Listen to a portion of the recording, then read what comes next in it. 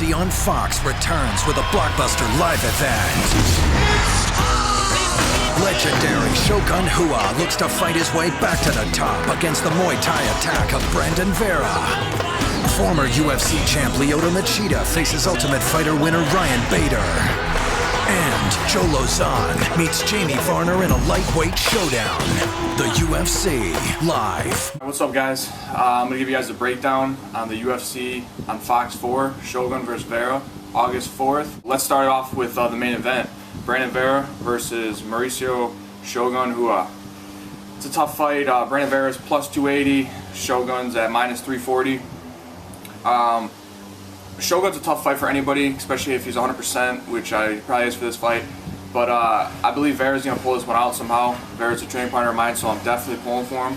So I'm going to have to go with Vera, maybe sometime in the second or third round. I think he's going to TKO him. I know I'm going on a limb here. Shogun's tough for anybody, especially at 100% like I said.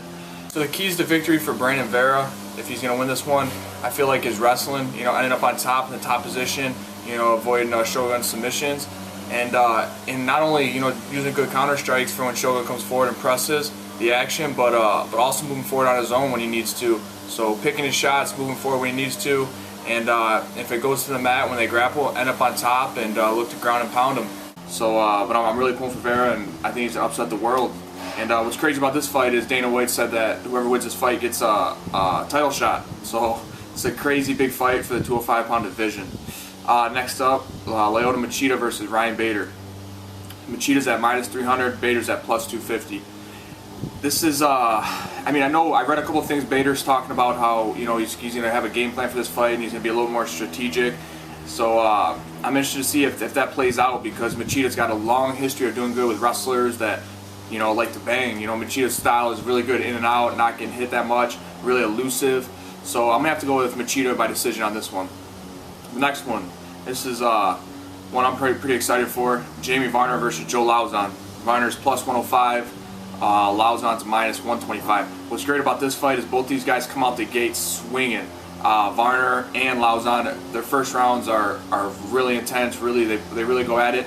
So I'm interested to see whoever can keep the pace high in the second and third round is going to win this one. So Varner's been up and down a little bit in his career lately, but with that win over Barbosa after his last fight, puts him right back in the mix of the 55-pound division. So I'm going to have to go with Lauzon though on this one. I think he's on top of his game right now. I think his jiu-jitsu and just his overall, well-mixed game is going to pull through, probably around a submission in the third round.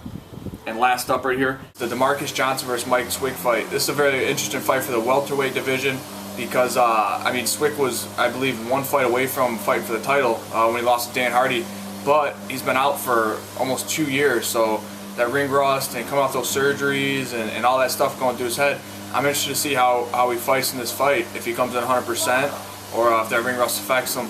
I can't find the odds for the Swick versus Damarques Johnson fight, but I believe that Swick would have to be the favorite of that fight. On paper, I'm going to have to go with Damarques Johnson right now. He's on a couple fight win streak.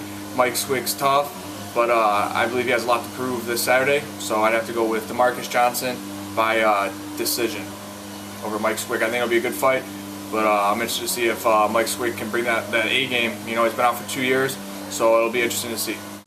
That's Team Fury's picks for the August 4th card, Shogun versus Vera. It's going to be a great one, so make sure everybody tunes in.